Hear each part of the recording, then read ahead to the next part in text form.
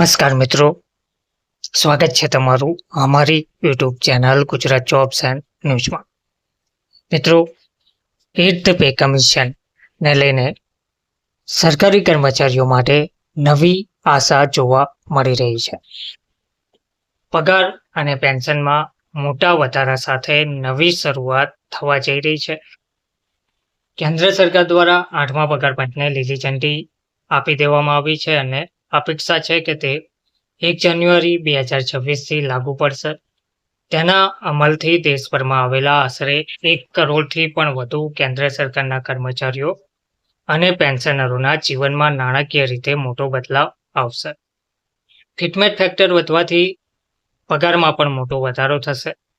7મા પગાર પંચમાં ફિટમેટ ફેક્ટર 2.57 હતો, જે 8મા પગાર પંચમાં વધીને 2.86 થવાની શક્યતાઓ રહેલી છે. તેના આધારે વર્તમાન લઘુત્તમ મૂળ પગાર ₹18,000 હોય તો તે વધીને ₹51,480 થઈ શકે છે.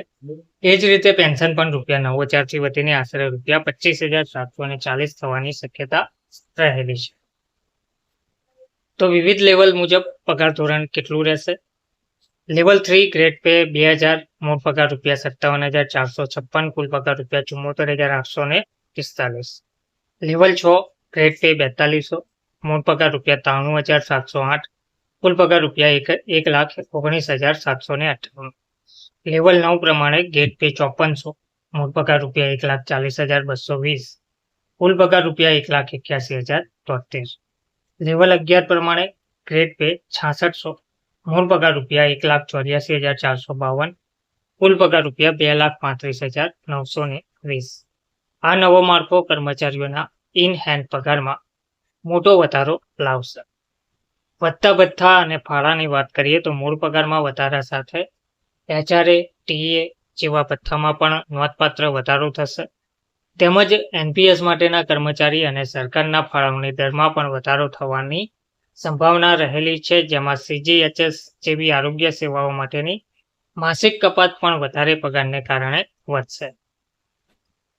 નાણાકીય આયોજન પર કેવી અસર પડશે? તો પગાર વધારો માત્ર આવક વધારતો નથી, પણ ખર્ચ, બચત અને નિવૃત્તિ યોજના પર પણ પ્રભાવ પાડે છે. નવા પગાર માળખાથી કર્મચારીઓ હોમ લોન, મેડિકલ ઇમરજન્સી વીમા અને ટેક્સ બચતના વિકલ્પોમાં વધુ સાવચેતીપૂર્વક નિર્ણય લઈ શકશે.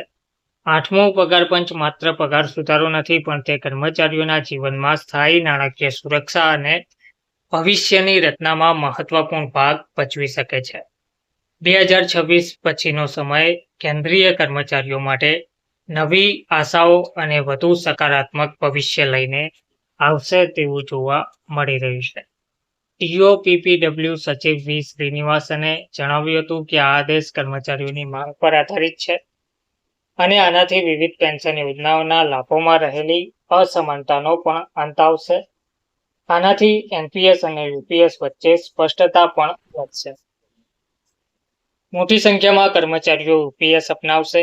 ઓલ ઇન્ડિયા NPS એમ્પ્લોઈઝ ફેડરેશનના પ્રમુખ મનજીતસિંહ પટેલે આ નિર્ણયનું સ્વાગત કર્યું છે અને કહ્યું છે કે આ સરકાર દ્વારા લેવામાં આવેલ સુધારાવાદી અને સંવેદનશીલ નિર્ણય છે.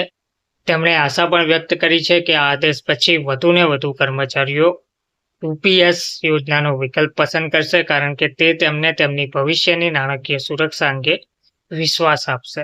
ધન્યવાદ.